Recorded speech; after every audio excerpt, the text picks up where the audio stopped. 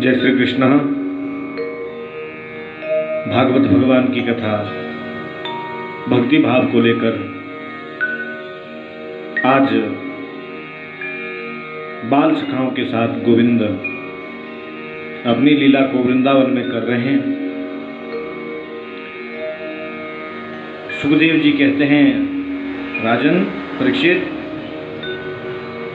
इस प्रकार से भगवान ने अघासुर, प्रलंबासुर, तृणावर्त इत्यादि राक्षसों का संहार किया। अब अघासुर के मरने के पश्चात जब अघासुर प्रभु के धाम को चला गया, अमृत वर्षणी मुरली के द्वारा कृष्ण भगवान ने जो है सबको जीवित कर दिया। ये समस्त सखाओं और बछड़ाओं को बाहर निकालकर, अब देखो आज प्रभु ने अघासुर को मारा, लेकिन आज होने वाली इस घटना को सखा ने 1 वर्ष के बाद जो है मैया यशोदा से कहा, मैया तेरे लाला ने आज अघासुर को मार दिया। 1 साल बाद कह रहे हैं। परीक्षित कहते हैं, आज होने वाली बात को 1 वर्ष बाद जाकर ब्रजवासियों ने कहा, बात मेरी समझ में नहीं आई। सुखदेव जी कहते हैं, राजन अघासुर को मारकर प्रभु आए, 1 वर्ष तक कृष्ण के मित्र सखा ये सब चले गए थे ब्रह्मा के लोक में। ब्रह्मा के लोक में वो कैसे महाराज? बोले ब्रह्मा इनको हरण करके ले गए थे। बोले हम समझे नहीं, गुरुदेव विस्तार पूर्वक बताइए। परीक्षित से सुखदेव भगवान कहते हैं, अघासुर को मारकर भगवान जब आए तो कन्हैया के सब मित्र बोले, भैया बड़ी जोर की भूख लगी है।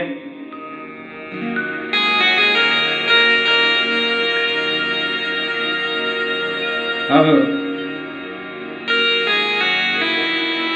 जैसे ही छीकों से सामग्री उतार कर बैठे, कितनी सुंदर मनोहारी झांकी है, कितना सुंदर अद्भुत दृश्य है।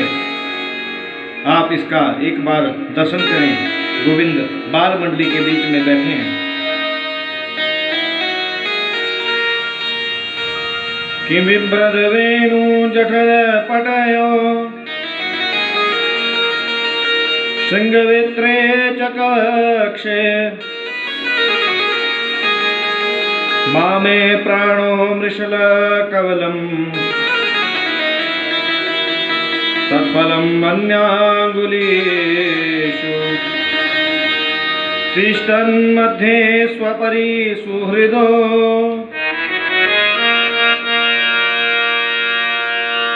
हाशयन् नर्भिः स्वे स्वर्गे लोके मिशन्ति बहुजे यज्ञभुक बाल के लिए।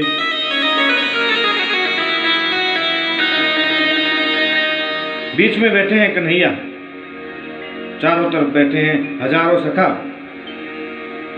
और सखा कृष्ण को खिला रहे हैं अपने अपने घर का भोजन।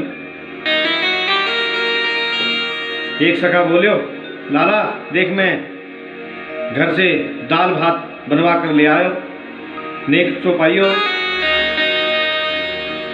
एक बोलो, लाला मेरे घर में पकौड़ी तो देख कितने सुंदर है। एक सखा ने कही, मेरे घर की बेझड़ की बाजरे की रोटी तो देख, पाए के देख कितना बढ़िया है। लेकिन कृष्ण की मंडली के बीच में सबसे गरीब यदि कोई सखा है, उसका नाम है मधुमंगल। बहुत गरीब है।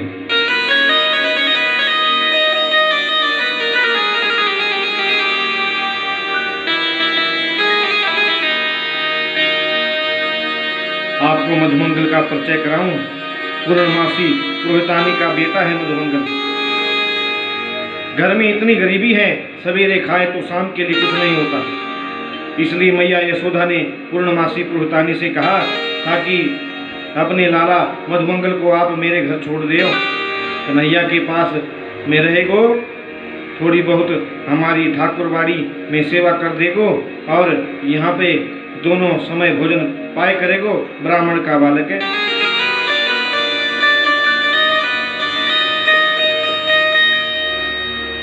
आज ग्वाल मंडली के बीच मधुमंगल बैठा है और सभी सखा अपने अपने घर का भोजन करा रहे हैं कृष्ण को। मधुमंगल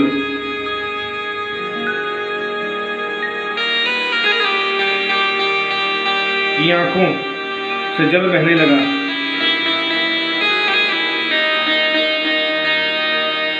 नेत्र सजल हो गए मधुमंगल के। मेरे घर में तो इतनी गरीबी है, मैं जब स्वयं कृष्ण के घर का भोजन करता हूँ तो क्या करूँ? ऐसी कौन सी चीज है जिसे अपनी कहकर कन्हैया को खिलाऊं? इसकी माता दिन भर भजन करती है, शाम को टिक्कर बनाती है, नमक डालकर भगवान का भोग लगाकर पा लेती हैं।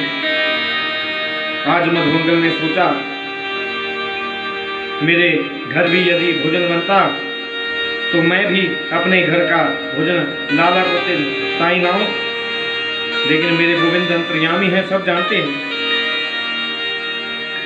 आप सच्चे मन से हृदय में सोचो, गोविंद आपको पूर्ण जरूर करेगा, आपके मनोकामनाओं को मेरा गोविंद पूर्ण करेगा। यदि हृदय निर्मल है, अंतकरण पवित्र है तो प्रभु इच्छा जरूर पूरी करते हैं।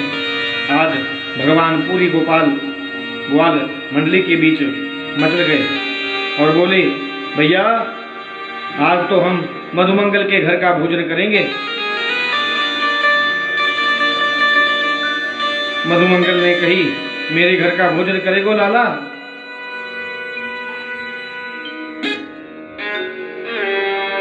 मेरे घर को भोजन करेगो?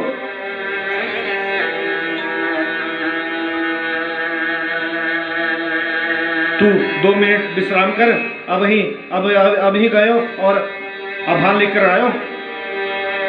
खुशी के मारे उसके नेत्र सजल हो गए। मधुमंगल दौड़े दौड़े गए। घर में उनकी माँ भजन कर रही है। आज तू बीच में कैसे आ गए रे? मधुमंगल ने प्रणाम करके कही, मैया आज पूरी ग्वाल मंडली में लाला ने मेरे कितनों सम्मान कियो, तो कैसे बताऊं? आज मेरी कन्हैया बोलो मधुमंगल के घर का भोजन करनो है, जो कुछ घर में है जल्दी से ला कर दे। लाला भूखे बैठे हुए जंगल में, बाकू भोजन करानो है। माता पूर्णमासी रोते हुए बोली, बेटा तू कहाँ जाने, घर में कुछ कछु ना है। यजमान के यहाँ से कछु आवे तो बना के मैं पाऊं, या मटकी में देखियो कुछ रखे होइगो तो ले जा। मधुमंगल ने जैसे ही मटकी खोलकर देखा, उसमें 3 दिन की खट्टी कड़ी रखी है। बेचारे ने कड़ी को सूंघ कर देखा तो मन भी खट्टा हो गया। लेकिन लाला के पास में तो लेकर जानो ही है। आज मांग्यो है कन्हैया, मधुमंगल कड़ी की मटकी को लेकर जा रहे हैं। ग्वाल मंडली के मध्य गोपाल बैठा है, चारों तरफ सैकड़ों सखा बैठे। मधुमंगल एक झाड़ी के पीछे जाकर खड़ा हो गया और अपने मन में सोचने लगे, मेरे लाला मीठो माखन खावे, मीठी मिश्री खावे, सुंदर भोग लगावे। अरे मेरो कितनो बड़ो दुर्भाग्य। कन्हैया ने पहली बार जो है घर को भोजन मांग्यो और मैं लाला के ताई खट्टी कड़ी लेकर आयो। ये कड़ी में लाला को नहीं खवा सकूं। फिर मधुमंगल ने सोचो, कन्हैया ने तो मांग्यो है, पर वो भोजन फिर सोचो या कड़ी की मटकी को फेंक दूं। यदि फेंकूंगा तो आवाज होगी, लाला कहोगे तूने फेंक्यो का है। और यदि मैं मटकी को छिपा कर रख दूं तो कन्हैया बड़ा चतुर है, झाड़ी के बीच मां से मटकी को ढूंढ लेगो और जरूर कड़ी पी जाएगो।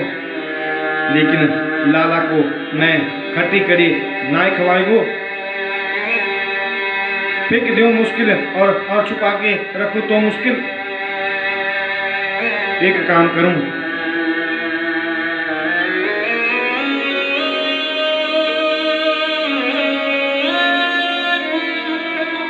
करूं, कड़ी को मैं ही पी जाऊं। मधुमंगल ने अपनी मुख में मटकी से लगायो और गटक गटक के कड़ी पी गयो। जल्दी जल्दी पीवे, देख तो ही जावे, मुंह को कोई देख ना लेवे। जल्दी जल्दी पीने में से आधी कड़ी तो पेट में गयो और आधी मुंह में फैल गयो। सब सखा बोले, लाला देखियो ये कहाँ है, कहाँ हो रहे हैं भैया। कन्हैया बोलो, जी तो मधुमंगल है, कड़ी खाए रहे हो। दौड़े दौड़े सब गए।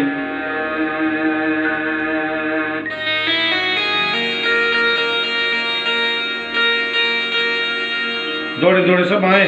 अरे भूत जैसा बेचारे के मुंह बन गए हो, तुम हमारे लिए कड़ी लेकर आए तो याकू स्वयं क्यों पी रहे गए हो। मधुमंगल ने कही,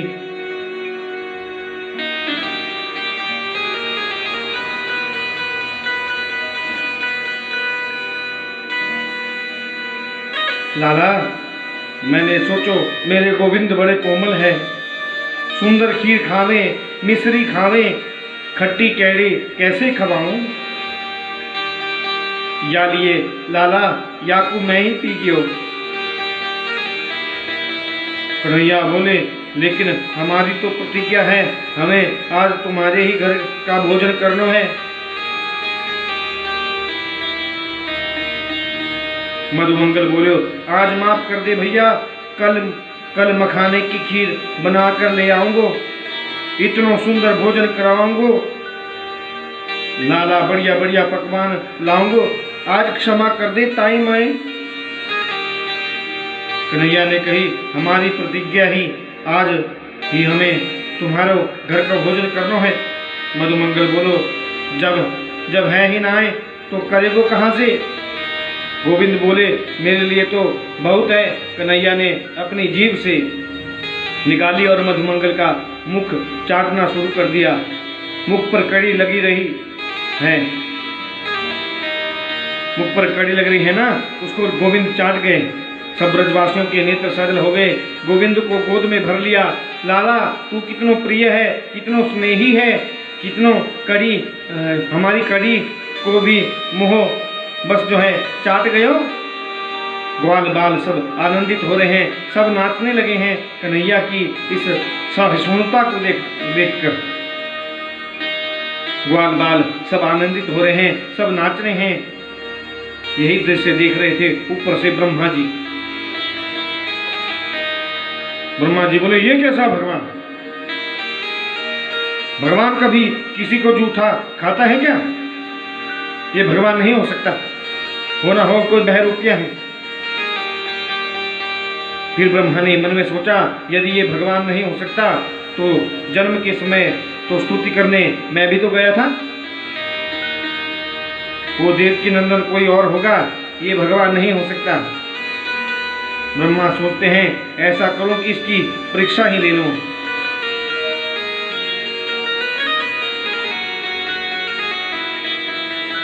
यदि भगवान होगो तो कोई असर नहीं होगा, भगवान नहीं होगा तो रोएगा। इसके ग्वाल बाल बछड़ों को ब्रह्मलोक में चुरा कर ले जाता हूँ। कन्हैया बोले, देखो हम यहाँ कड़ी पायवे में लग रहे हैं, हमारे बछड़ा दूर चले गए, तुम लोग यहाँ बैठो, मैं बछड़न को लेकर आऊं। गोविंद बछड़न को लेने गए, इतने में ब्रह्मा जी ग्वाल बालों को चुरा कर जो है ब्रह्मलोक में ले गए। ब्रह्मलोक में योगशैया पर सबको लिटा दिया, जहां काल का असर नहीं होता।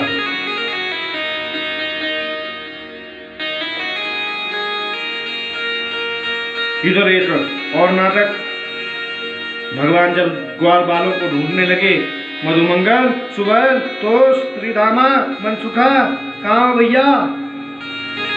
ब्रह्मा जी आए और बछड़ों को भी चुरा कर ले गए। अब कृष्ण आगे देखें तो ग्वाल बाल नहीं, पीछे देखें तो बछड़े नहीं। एक बार तो गोविंद रोने लगे। 4.5 वर्ष का कन्हैया अब रोवे नहीं तो क्या करे भैया? हमारे बछड़न को कौन ले गयो? कौन ले गयो मेरे बछड़न को? हमारे ग्वाल बाल को कौन ले गयो? अरे सुबल, तोष, श्रीधामा, मधुमंगल, कहाँ हो भैया? सबको आवाज देकर पुकार रही हैं। कन्हैया ने कहा, आखिर ये नाटक किया किसने? मेरे साथ चालाकी करने की हिम्मत हुई किसकी? नेत्र बंद करके गोविंद ने देखा तो पता चला ये सब नाटक तो विधाता ब्रह्मा का किया धरा है। अच्छा, उल्टा चोर कोतवाल को डांटे। कन्हैया मुस्कुराकर बोले, अबे ये ब्रह्मा है, ब्रह्मा ही तो पता ही ना है, ब्रह्मा को पता ही ना है कि हम भी जय हैं, कि उनका हम बाबा लगूं। ब्रह्मा सोचते सबके बाबा हम, लेकिन ब्रह्मा तुम्हारे बाबा तो हम ही हैं। अरे मेरे संग मेरे पुत्र ने चालाकी कर दी। ब्रह्मा के पिता नारायण और नारायण ही तो कृष्ण है। के यावत् वत्सः पवत साकल्पकः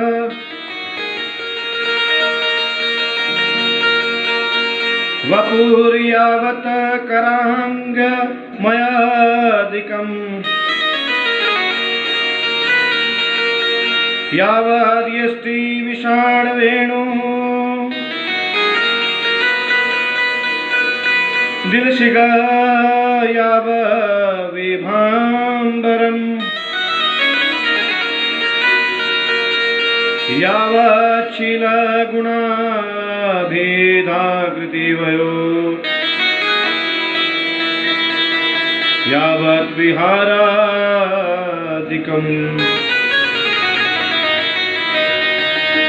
सर्वविष्णुमयं गिरोड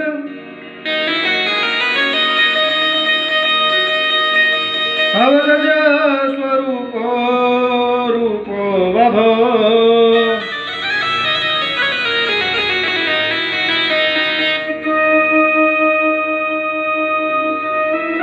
जितनों बछड़ों को ब्रह्मा ने चुराया था, बिल्कुल वही बछड़े श्री कृष्ण ने अपने शरीर से प्रकट कर दिए।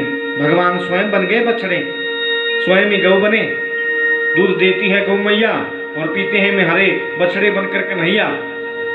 और जितने भी सखा थे उनका रूप भी माधव ने बना लिया और सबके घर में सब गोपियों के साथ जो है रहते हैं। सबको माँ माँ कहते हैं, मैया मैया कहते हैं कन्हैया।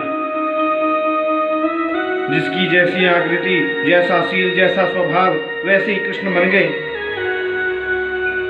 नित्य प्रति भगवान बछड़े चराने जाते, नित्य प्रति लौट करके आते। इतना बड़ा सुंदर भाव है। एक बार यशोदा गौशाला में गाय दूह रही थी, उतने ही में जो है श्री कृष्ण गुटमुन चलकर गौशाला में पहुंचे। मैया तो गाय को दूध निकाल रही हैं। गोविंद जबरन मैया की गोद में चढ़कर स्तनपान करने लगे। यही दृश्य टेढ़ी नजर से गौ माता ने देखा और गाय के मन में भी विचार आया, भाव आया कि जैसे श्री कृष्ण यशोदा के पुत्र बनकर इनका दुग्धपान कर रहे हैं, क्या कभी मेरा बछड़ा बनकर भी दुग्धपान करेंगे? तो उन गायों की अभिलाषा को पूर्ण करने के लिए 1.5 वर्ष के गोविंद ने समझा और बोले, समय आएगा तो तुम्हारा बछड़ा बनकर तुम्हारा दुग्धपान करूंगा। हो दूध पींदी गैया, हो दूध पींदे ग्वाल छोटो सो मेरो मदन गोपाल। दूध देंदी गैया दूध पींदे ग्वाल हो माखन भोग लगायो गोपाल। छोटी छोटी गैया छोटे छोटे ग्वाल छोटो सो मेरो मदन गोपाल।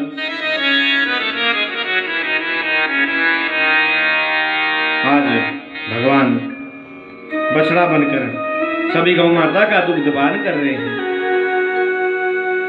माता यशोदा के आंगन में जब कृष्ण नृत्य करते थे, नाचे नंदलाल नचावे हरि की मैया, तो वृद्ध गोपियों ने अपने मन में सोचा, बड़ी भाग्यवती है माँ यशोदा, जिसे इनके पुत्र बनकर इन्हें सुख प्रदान करते हैं। कभी हमारे पुत्र बनकर हमें भी पुत्र का सुख प्रदान करेंगे क्या? उन वृद्ध गोपियों की आकांक्षाओं को पूर्ण करने के लिए आज कृष्ण ही ग्वाल बनकर जो है, बछड़ा बनकर ही कृष्ण जो है सबके मनोरथ को पूर्ण कर रहे हैं। ऐसा नाटक जो है 1 वर्ष तक चलता रहा। 1 वर्ष तक श्री कृष्ण इस रूप में रहे। लेकिन एक दिन बलराम ने देखा तो बलराम ने विचार किया कि जितना प्यार ये गायें अपने बछड़ों से अब करती हैं, उतना जो है पहले नहीं करती थी। बलराम ने नेत्र बंद करके देखा तो पता चला कि बछड़े तो आजकल कृष्ण ही हैं। बलराम बोले, क्यों रे लाला, ये का नाटक भयो, का कर रहे हो भैया? कन्हैया बोले, आप समझ तो गए, सब बताना जरूरी थोड़ी है। 1 वर्ष तक ये क्रम चलता रहा। ब्रह्मा जी ब्रह्मलोक से देखा, नीचे नजर डालकर तो वही ग्वाल बाल बछड़े, ऊपर देखा तो वही सब ग्वाल बाल बछड़े जो है वहां पड़े हुए हैं। अब ब्रह्मा जी सोच में पड़ गए कि ये सत्य है कि वो सत्य है, ये झूठ है कि वो झूठ है, ये क्या हो रहा है? ब्रह्मा जी को समझ नहीं आता।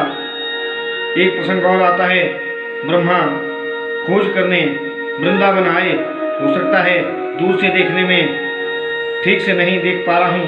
सो जैसे ही ब्रह्मा जी वृंदावन में आए तो ब्रह्मा ब्रह्मलोक में उनकी गद्दी हो गई खाली। अब ब्रह्मा जी तो आए जानकारी करने वृंदावन में कि वही है या दूसरो है। मेरे बाल कृष्ण वहां पहुंच गए ब्रह्मलोक में ब्रह्मा बनकर। ब्रह्मलोक में श्री कृष्ण ब्रह्मा की सिंहासन पर बैठ गए। वही 4 भुजाएं, वही 4 मुख, बिल्कुल ब्रह्मा का स्वरूप बना लिया। अपने द्वारपाल को बुलाकर कहा, सुनिए,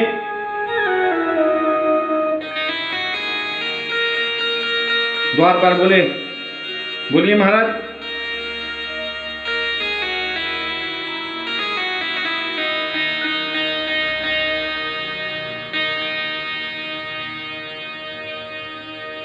ब्रह्मलोक में श्री कृष्ण ब्रह्मा के आसन पर बैठकर बोले, सुनिए, आजकल जो है नकली बहरूपिया ब्रह्मा बहुत डोलते हैं इस ब्रह्मांड में।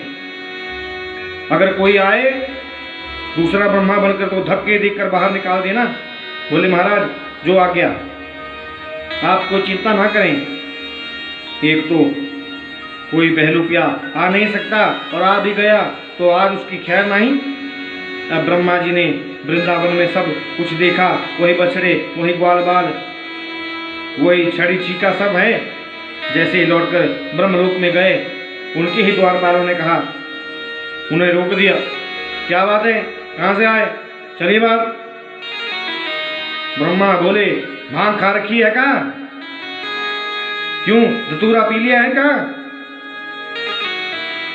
अरे मतवारे हो गए का? अपने ही मालिक को अंदर नहीं जाने देते, रोकते हो? बोले, हाँ, बाहर चलिए बाहर, बहुत डोलते हैं तुम्हारे जैसे बहरूपिया। ब्रह्मा बोले, बहरूपिया क्या बोलते हो तुम? मैं तुम्हारा मालिक हूँ, इस ब्रह्मांड का मालिक विधाता ब्रह्मा। बोले, विधाता जी तो भीतर गद्दी पर बैठे हैं, तुम दूसरे विधाता कहाँ से आगे भैया? एक ब्रह्मांड का एक ही मालिक होता है, 2 नहीं होते।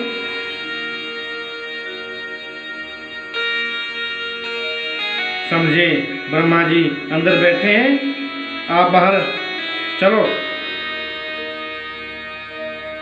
राजी से नहीं जाओगे तो धक्के देकर निकाल देंगे, स्वामी ने कहा। ब्रह्मा ने कहा अच्छा, अच्छे बछड़े चुराए, मेरी गद्दी भी गई। ब्रह्मा ने कहा ठीक है, आप लोग मुझे अंदर नहीं जाने देते, यहाँ आंख बंद करके देख लेने दो कौन आ गया मेरी गद्दी पर। ब्रह्मा ने समाधि लगाकर देखा, अंदर तो मुरली वाला बैठा है और नयन मटका कर कहता है तुमने मेरे बछड़े चुराए, मैंने तुम्हारी गद्दी चुराई, हिसाब किताब बिल्कुल बराबर, अब क्या चाहिए। ब्रह्मा ने कहा वास्तव में ब्रह्मा तो वही है, पर एक बार मुझे उनका दर्शन करने दो। बोले खड़े रहिए। बार बार ब्रह्मा ने गोविंद से प्रार्थना की, मेरे अपराध को क्षमा करें भगवान। मेरे गोविंद के चरणों में वंदन किया, 40 मंत्रों से स्तुति की, लेकिन एक शब्द भी कृष्ण ब्रह्मा से बोले नहीं। इतने भयभीत हो गए ब्रह्मा की 4 की जगह 3 परिक्रमा ही देकर वहां से चले गए। कृष्ण की केवल 3 परिक्रमा दी। कहने का तात्पर्य क्या है कि ब्रह्मा के मन का अभिमान दूर हुआ है, अघासुर का उद्धार हुआ। और साल भर पहले जो अघासुर को मारे, ब्रजवासियों को ऐसा लगा कि हम सोकर उठे हैं।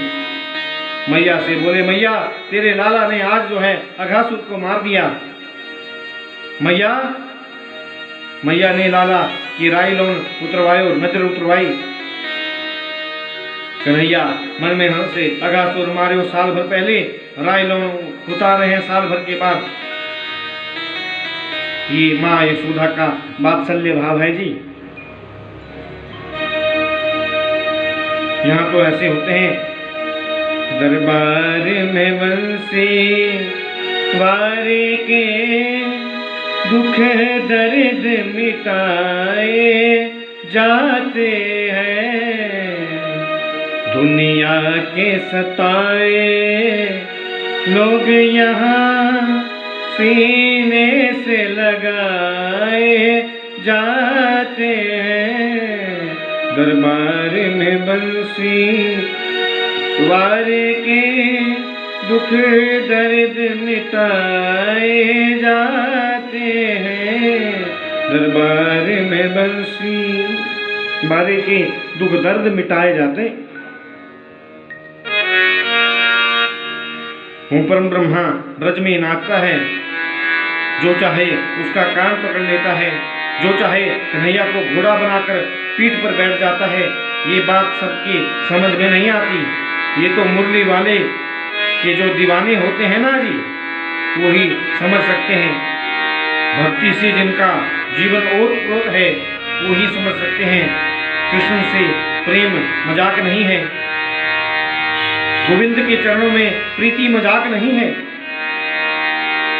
जब तक सर्वस्व अर्पण की भावना नहीं आएगी, तब तक गोविंद नहीं मिल सकता। ये पुराणों के वचन हैं। बोलो जय श्री कृष्ण। अभिमान गोविंद के पास नहीं चल सकता। यहाँ ना शंकर का अभिमान चला, ना ब्रह्मा का अभिमान विचूर हो गया। जिसको अभिमान भेंट चढ़ाना हो, वही गोविंद के सामने आ सकता है।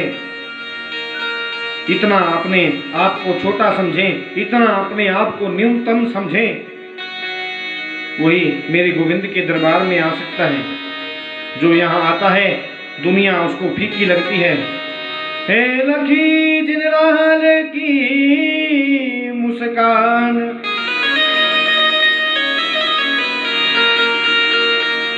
ताही बिसरी वेद विधि जप योग संयम ध्यान।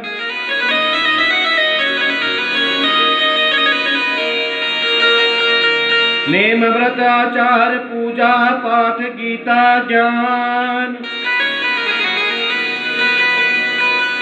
रसिक भागवत दृगदयी अस खेच के मुख मयान।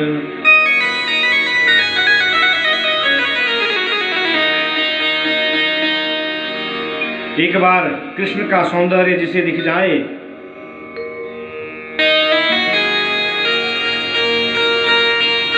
रसखान को एक बार चस्का लगा। रसखान जब वृंदावन आए, मुरली वाले का दर्शन हुआ, राजपाट दरबार सब छोड़ दिया। दिल्ली से बादशाह के सैनिक बुलाने आए। रसखान बोले अब नहीं जाऊंगा।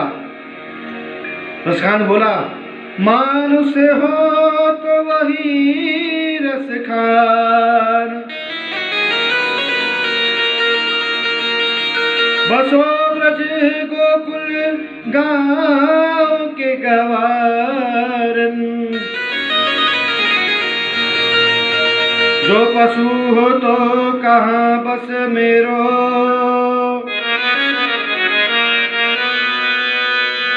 चरो नित नंद की देनो मझार।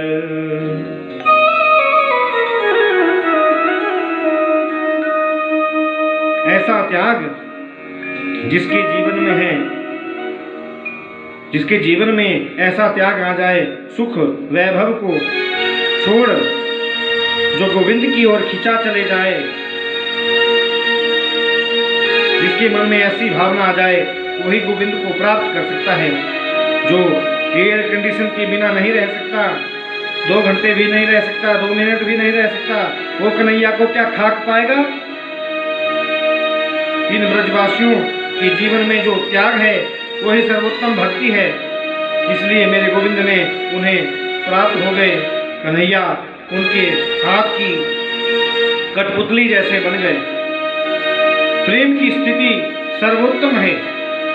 आज मैया यशोदा को दोनों भाइयों ने प्रणाम किया। देखो परमात्मा तो अपरिवर्तनीय है, जो कभी बदल नहीं सकता, लेकिन हमारी आंखों पर चश्मा जैसा होगा वैसा ही रंग जो है दिखाई देने लगता है। यदि श्रृंगार का चश्मा है तो वह किशोर दिखेगा, वात्सल्य का चश्मा है तो वह बालक दिखेगा, यदि ऐश्वर्य का चश्मा है तो भगवान दिखेगा, ज्ञान का चश्मा है तो ब्रह्म दिखेगा, योग का चश्मा है तो परमात्मा दिखेगा। भाव ही प्रधान है। गीता में भगवान कहते हैं के अनन्य ममता विष्णु,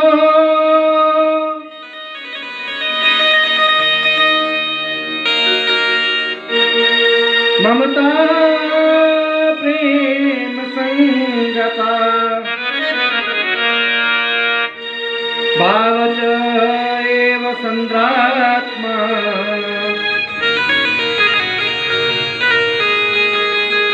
बुद्धे प्रेमानि गद्यते।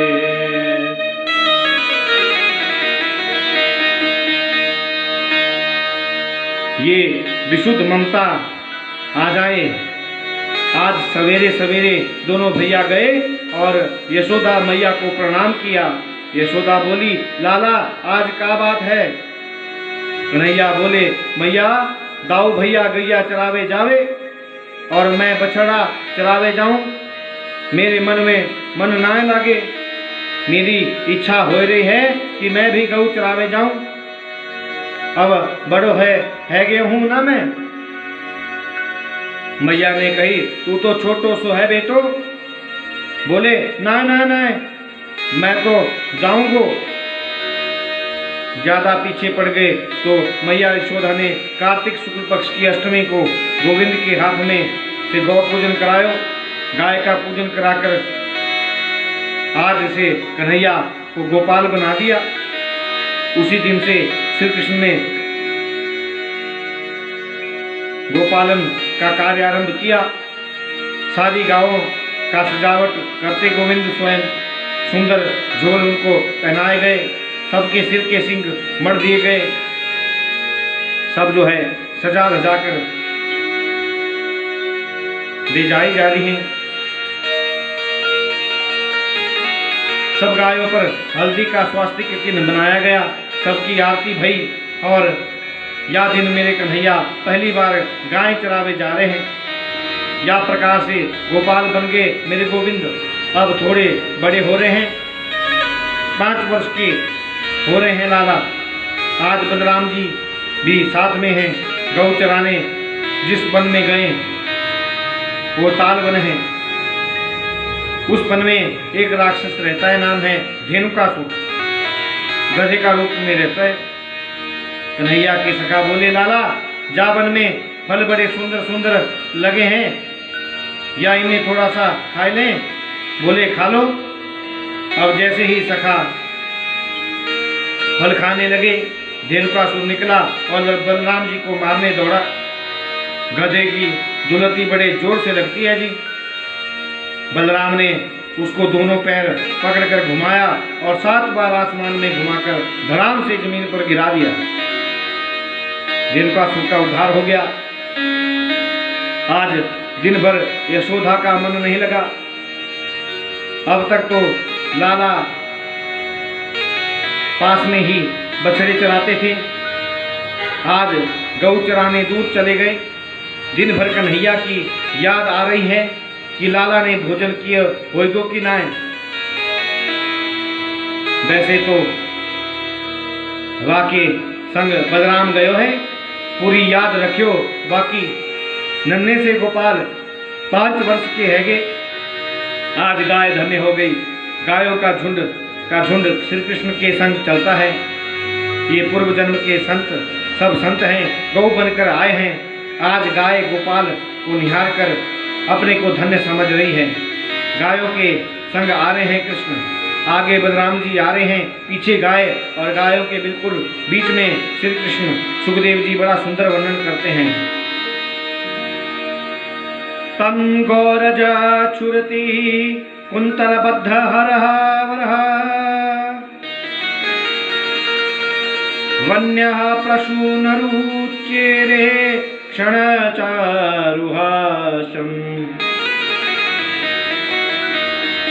वेणुगणन्तः मनुगेरनुगीत कीर्ति गोप्योदिदृक्षिता गोभ्यगमनं समेता।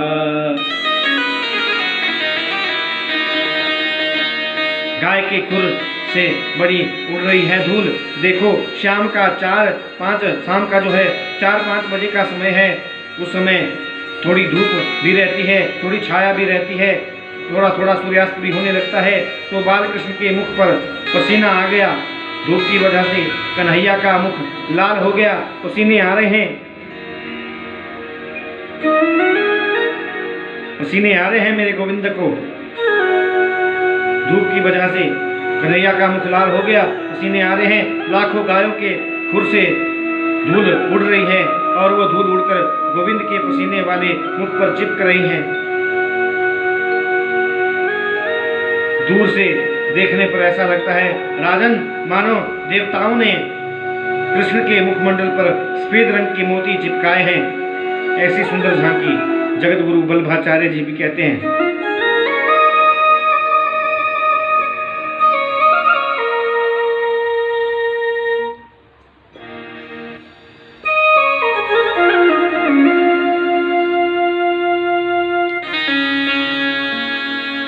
वल्लभाचार्य जी कहते हैं कि ध्यान में इसी झांकी को देखा और उन्होंने इसी ध्यान वाली झांकी का वर्णन करते हुए बड़ी सुंदर स्तुति गाई। इसे हम लोग मधुराष्टक बोलते हैं। अधरम मधुरम पवनम मधुरम मधुराधिपतेरखिलम मधुरम। मधुराष्टक 8 श्लोकों में है, बहुत बड़ा है। समय का थोड़ा अभाव है, कथा को आगे पहुंचाना है। बोलो राधे राधे।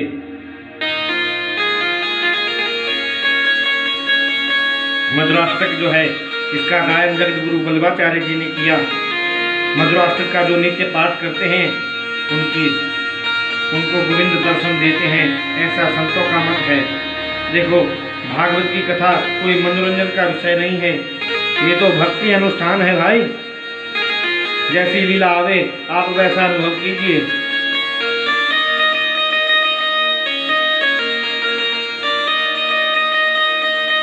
कि हम उसी स्थान पर हैं, कन्हैया गौ चराकर लौट रहे हैं। कितनी सुंदर झांकी है, उस झांकी का दर्शन करें, उस झांकी को निहारें।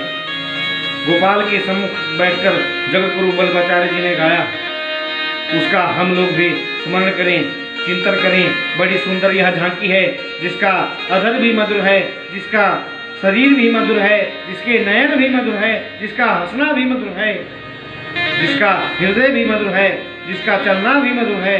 ऐसे कृष्ण को हम प्रणाम करते हैं, जिनका वेणु भी मधुर है, जिनका बालुका पर खड़े हैं वो बालू भी मधुर है, जिस हाथ में मुरली का स्वर चला रहे हैं वो भी मधुर है।